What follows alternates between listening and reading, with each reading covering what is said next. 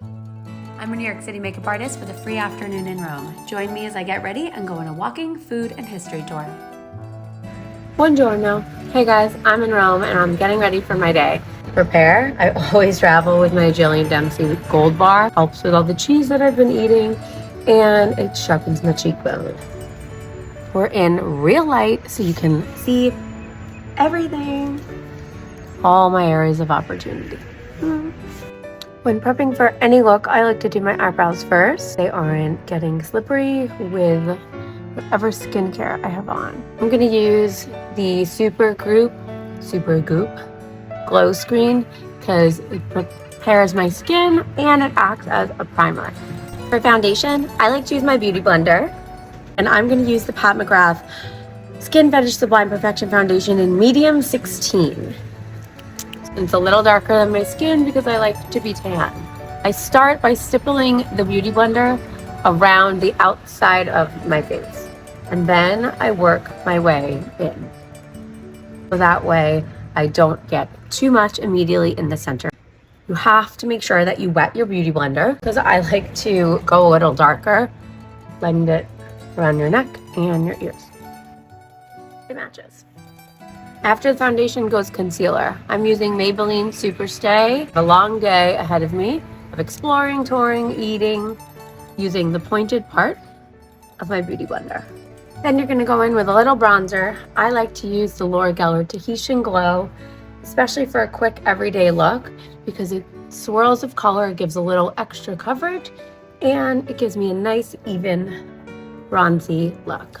And since I have a glow on the cheek and the glowy underneath for my blush, we're going with the coveted Dior Hot Pink. I'm using a tiny little brush and I just put a little pop in the apples of my cheeks. It's perfect. It's literally so perfect. It's kind of hard to find. When you get it, get two. And also when I travel, I like to usually try and get it in the airport. Eyeshadow. I'm going to use the Danessa Myricks Color Fix. It is one of her matte colors in shade Exposed. And it's kind of like a taupey brown. And I'm just going to put this all over my lid to give coverage. Laura Geller Kajals are like my ultimate favorite thing. I used to work for her for a really long time. I became obsessed with them and I still am. This one is in dark brown coal. Then I'll go in with like a thin brush to give it that winged shape. This is like a day smoky eye. Now, if you want to go in with a little bit of a black eyeliner, you totally can. Then we'll go in with lots and lots and lots of mascara. Next up, highlighter. This is a little Charlotte Tilbury like date night kit. It's so cute. It comes with a really awesome highlighter. It's like kind of clear, which I love. I'm really into that kind of wet, cheeky look. I'll do it on the sides of my cheeks, a little bit under my brow, kind of a little on my lid too, so it looks like sort of already sweating. But because I have that long wear color underneath, it's fake sweat. And I always like a little bit on my nose. I can't help but put it on my lips, but I don't think it really doesn't.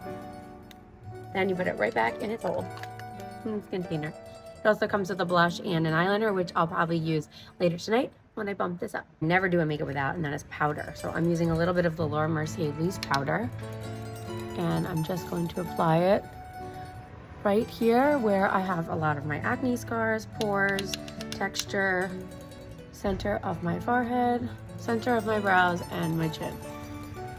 I want everything else to stay dewy. That's why I like to do it at the end, so it doesn't get cakey. And then of course we have our lipstick. I'm going to use this Maybelline one called Reach High number 100, and I like to use it as a liner. Overdraw. Leave the center open. Mush. And then I'm going to go in with Maybelline gloss. This one is number 3 called Moon. Now I'm ready to take Rome. So the neighborhood that I'm staying in is like, from what I've read and gathered, it's like Nomad in New York. It was like a 10-minute walk from the train, think Madison Square Garden, and like a 7-minute walk from the Opera House. There's this massive international market, and I'm gonna go check it out. The Mercato Esquilino. the largest international food market in Rome. You can find produce, vegetables, meat, spices from anywhere, and people speaking every language.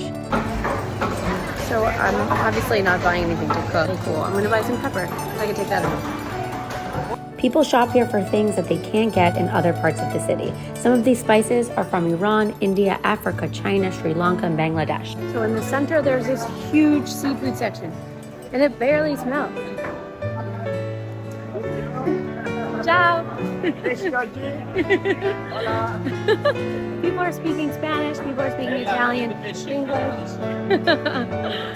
And people keep speaking Spanish to me, so I think they think I'm Spanish, but I'll take it. The seafood department was massive. Literally, everybody was there. And then there's the olives and the antipasti and Italian specialties. The most olives I've ever seen in my entire life. The butcher department was so exotic, I couldn't even film it, and that was my cue to get out of here. On to the next adventure. The Colosseum, an absolute must, even if you just walk by. And if you fly United like I did, you can watch Gladiator on the way home. I only have 24 hours in Rome, so we're at the Colosseum. There it is. When I was a kid, I was here and I went inside and I did the whole tour, but I don't have time for that. Next, the Jewish section of Rome, which is somewhere I've never been. Got construction over there. I believe that this is a new subway system. So, I can't even imagine. It's like the Colosseum is so old. And to rumble the ground underneath to do construction is just like amazing that it's still standing. It's a construction site in Rome. It's just like a construction site in New York. As I walked from one part of history into another, I entered the Jewish Ghetto, which was established in 1555 and was a gated community, but with actual gates. The first presence of Jews in Rome date back to 161 BC, and to learn more about it, I'm going to the museum. The synagogue was built in the 1900s and is the only one and the largest one that looks like a church. Afterwards, I went to the famous Ghetto and I had artichokes the Jewish way. They are freshly hand-peeled and fried each day right here in-house. My phone died, so it kind of was a good time to be one with my thoughts, and then of course I had to touch up my makeup because I was hysterical crying. Touch up. So the Jewish Museum was really cool. Well, it was really sad, actually. Cool. It was sad. The Jews were forced to live in a ghetto where there were really high walls, so they couldn't see any light. They were only allowed to do like 2 jobs, and when they went out, the men had to wear white and the women had to wear yellow, which was the color of urine and prostitution. I didn't know that. I'm wearing yellow today. In the 60s, the Pope said that you are relieved of everything that they had done to you, and now it's the best neighborhood to live in. A little more mascara on because I literally was hysterical crying at the museum. But that eyeliner I did today did not really move. On to the next. The walking food and history tour continues at Rascioli. I didn't make reservations, so I got into the bakery. I had this sardine focaccia pizza, the best rice bowl I've ever had, so I'll never be eating a rice bowl again. And then I kept it moving. I've made it to the Pantheon. The Pantheon has been around for so long that nobody actually knows when it was originally built, but they do know that it's constructed entirely of concrete without any steel beams, which is absolutely insane, especially because my dad's an iron worker and they would never do that today. Looks amazing. Now we're gonna get ice cream. No afternoon would be complete without gelato. I went to Frigidarium for the best gelato I've had yet. It's now time to go home and take a nap. I hope you guys liked this video. Thank you for watching. You learned something and you're hungry.